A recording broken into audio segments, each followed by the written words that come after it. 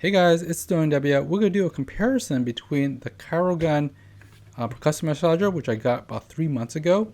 It's a very awesome percussion massager. Been using it after my workouts and been working great. I recently got the Bondir R2 roughly 2.5 weeks ago, and it's very sleek, very small, not a bit lighter, roughly about 10 ounces lighter than the CHIROGUN. And it's pretty interesting. It has very similar functions, but at the same time, it's lighter, more compact. And it basically has roughly the same charge time and battery life, even though the battery capacity of the Bondir is a little smaller. Let's turn this thing on. So turning it on, as you can hear, it starts out pretty fast. There's only 3 level settings for the Bondir R2. And up to full speed, this is how it sounds. And it's a pretty nice impact and pretty good travel with that. With attachments. It does come with 6 attachments, which is pretty neat. And there's the power meter on the bottom. Everywhere is sealed here, so you can actually wipe it with a damp cloth to clean it.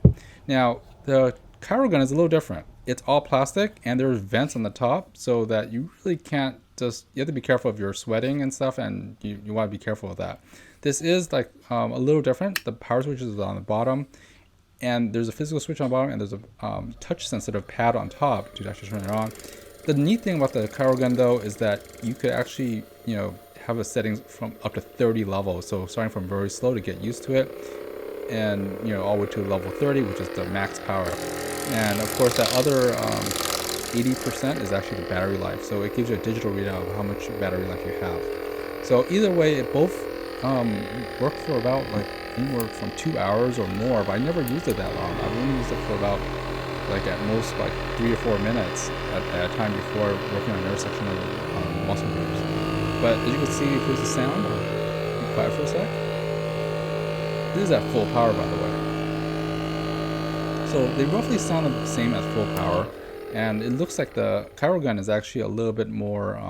It is a little heavier and a bigger battery, but the motor is probably different too. So as you can see from the sizing wise, the CHIROGUN is a little bigger. I think the CHIROGUN's better if you're working on someone else instead of yourself. Whether you're using it in a professional setting or something else like that. To massage someone, it'll probably be easier with the CHIROGUN because you can actually plug it in and it's probably will last a little longer.